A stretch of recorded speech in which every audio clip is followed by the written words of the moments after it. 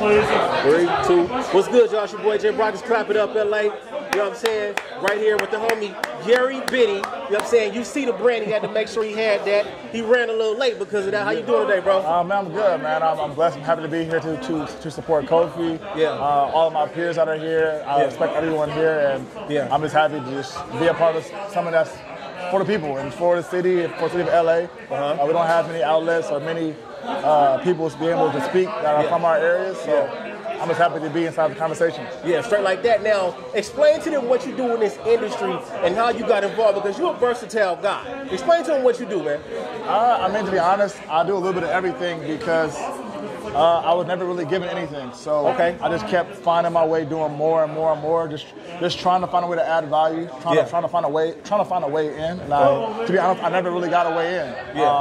Every door I thought that I was going to be let in, it was closed. To eventually, after many years, I just developed so much relationships, more and more ideas. Eventually, I built my own thing. And that's kind of what gives me peace, you know. Growing up, you look up, you idolizing people, and you want to work with them, and then you meet them and they trash. Or like growing up, they trash.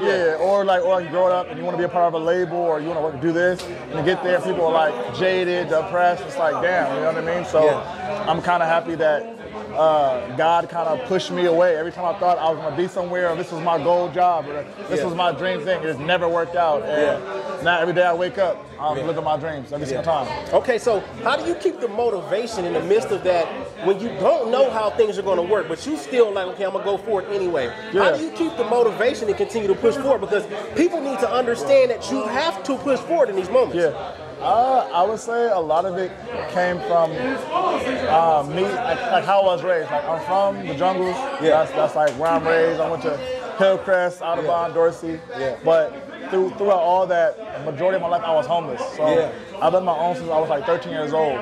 So, you know, graduating Dorsey, homeless, with everything myself, carrying 3 backpacks to school, sleeping in class, like all that type of shit. And I think just having to deal with real life at such a young age, it's like, for me, it's like everything I do is a win. So I can't really lose. Like, even being here, like, I ain't supposed to be here. You know what I'm saying? But also I am supposed to be here because I made it through. But I feel like going through all those things really put my perspective, and I'm always open, I'm always happy, I'm always excited. I've had some moments like where I was like, I'm out of here. Like, you know what I'm saying? I don't want to do nothing. I don't want to be alive. Like, that's the best part of the situation, you know what I'm saying? For sure. My dark moments, I done had with motherfuckers for sure. But now explain being homeless. What is it feeling like? Nobody talked about you because of who you are. So, okay, explain. I was roasted. Oh, you got roasted? Okay. I was not. The thing is, like me, like I was never the most popular guy in school. I was always like right there with the popular kids at the table, but like not really the guy, but always like in the conversation. You know what I mean? Like I never been at the top of no class. I never won no best dressed or no best anything. You know what I mean? So for me, do people have that misconception of you though? Oh yeah, definitely now. Like I say over the last couple of years, people see me as like, oh, outgoing, loud, and I've always had a big personality. But people are like discovering me now, and I think majority of my life I was always scared to really be myself. Because I don't want to step on nobody's toes. You know, I don't want to offend nobody. I don't want to. People I look up to are like behind the scenes. Like, don't do this, don't do that. And you know, I have a lot of ideas. I do a lot of stuff. And you know, through all that, I just always want to be seen as just a manager or this or that. So when I was a photographer, I was a poet, I was a journalist. I've made beats. I've written on songs. I've done literally everything. But those things kind of was scary because people were like, oh, he just trying to, he lost. And I was always afraid of like, you know, being multifaceted in the beginning, they think you lost, you have no type of direction. For sure. I'm like, no, I'm just talented. You know what I mean? Like, no, I just want to experiment. I want to find myself. And early the only on, people like who don't understand that are the people that's closed-minded or like the one-track mind type of people. But I relate to what you're saying. But it's too much. It's so much you can do. You got to try it all. And I mean, the thing is, they want you to do that. They want to box you in, so that they don't have to worry about you. You know what I mean? There's so many jobs. People like, Gary, you'd be a great A&R. You'd be great this. And when it's time to give me a job, they'll put me like some crazy shit wild left. I'm like, why the fuck would you put me over there? Like, that don't make sense. But I see it as people try to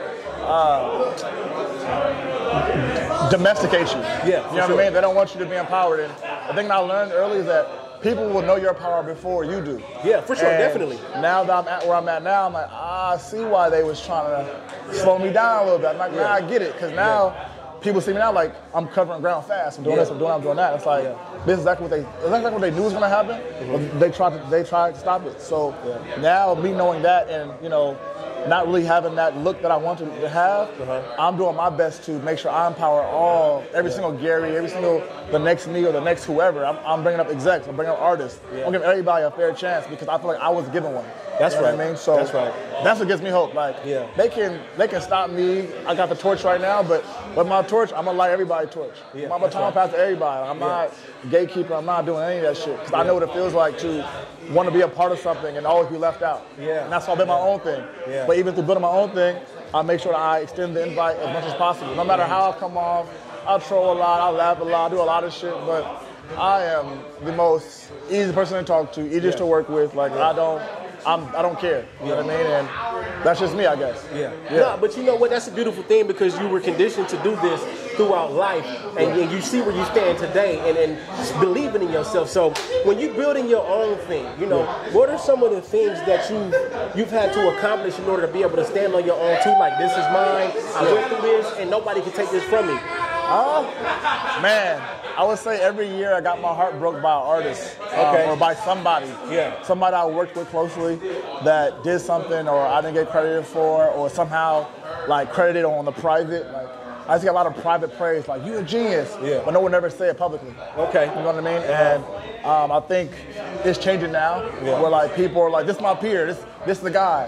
It wasn't like that when I was doing stuff. Or even me being a fucking camera guy coming up. It was always like, oh yeah, camera guy. It's like, damn, like don't come at me like that. You know what I'm saying? And that shit, my ego at the time, I'm like, I can't do this no more. I can't be the camera guy if I'm the one booking the shoot or coming up with the whole idea or handling the booking or just doing everything else like managerial, business-wise. That's right. Like, how am I just a camera guy? Nigga, I did everything. You know what I mean? Like, so that kind of made me have to be like, okay, I have to find a way that I can brand myself as like the guy doing the stuff. You want to ask me these questions? I'm like, I did X, Y, and Z.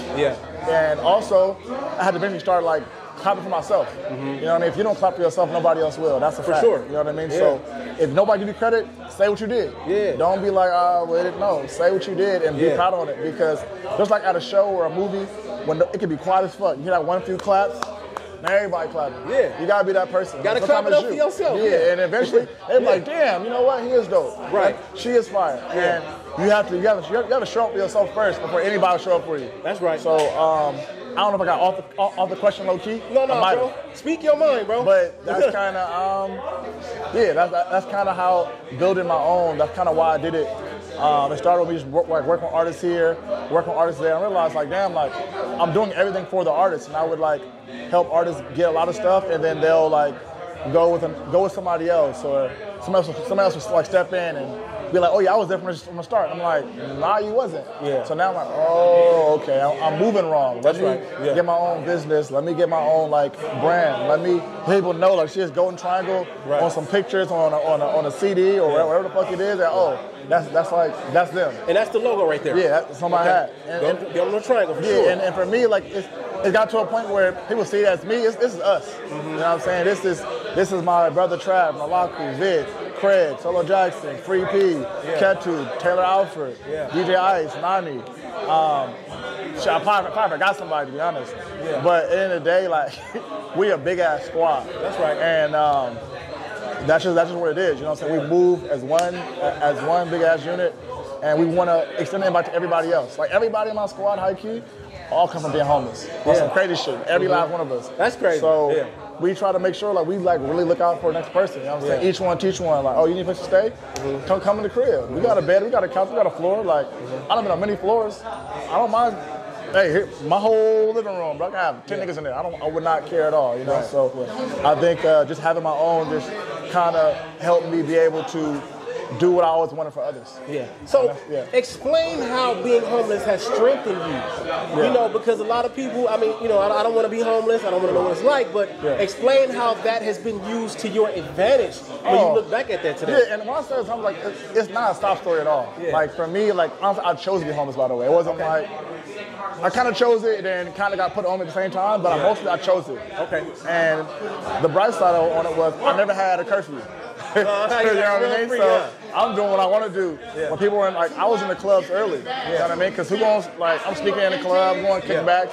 I'm doing all type of shit I ain't supposed to be doing. But that exposed me to music, that exposed me to the business, exposed me to grimy niggas, exposed me to everything. That kind of helped me now. Like, oh, like, you know, I feel like people, there's like archetypes of people. You know what I mean? It's like, everybody has their few sets of who like they are. So now it's easy for me to like really identify who somebody is. Like, this person's a helper, this person's a user, but like it's not their fault. They just you know what I mean? Like conditioned that way. Yeah. Like I really look at people as like people, and no matter what they do, even if it's something negative, I'm like, well, no. At the end of the day, they did what they thought was best for them. Yeah, for sure. And so I don't fault no one.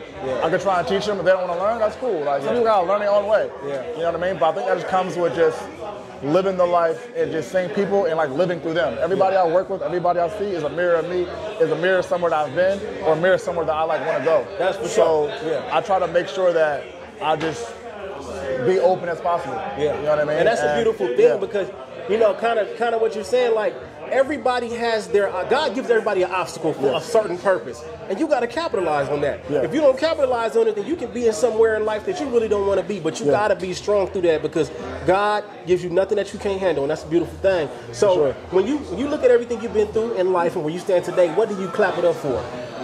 Oh, shit, just waking up every day. Just being here. Just being able to make other people happy to be here. Just really creating a happy ecosystem for all my friends and friends of friends and friends of family, and just really creating something that everyone decided to be a part of, and they're just excited for it. That's right. That's really why everything I do is really about everybody else around me. I've been like that. I've always been like that. People, like I said, people might see me like, oh, this guy, the way he wears his grill or his hat, furry hat or some shit, like, oh, he's just trying to be seen. It's like, no, like, I just be seen. That's just who I am. That don't take away from me. I can't help how people see me. You know what I'm saying? But look at my impact. Look at what I've done. Ask about me. You'll know it's like, oh, this nigga actually does look out for everybody. Doing something positive. You know what I mean? So I don't mind. And even with that, me knowing my work and knowing who I am, and everywhere I go, I show up as myself. That's right. You know what I mean? So I don't care if I show up here and just a shirt with holes in it or another. I'm in sandals right now. Like, He's still dripped out though. You nice and clean. And guess what? I wear this almost every other day. This is my work uniform. It's just Diggy jacket, a black tee, Solo Jackson merch, pant, house shoes. I'm not. I look like a goddamn cartoon character. You see me some days out the week, I might have this on. You know what I mean? So I just try to make sure that everything I'm doing also upon building is also sustainable for myself and everybody else. Because you don't want to be in a position where you can lose it or put some else in a position where like they can lose it. You know, I really love taking things slow because obviously it was forced on me. So now I see the video, let me take my time with it. I'm not in a rush. That's right. You know what I mean? So, so I guess that's my answer. Okay, well, straight like that. That's Gary Biddy. You know what I'm saying? Make sure y'all tap in. Follow him at Yes, sir. Gary Biddy. That's right. Straight like that. Clap it up, LA. Gary Biddy, we out.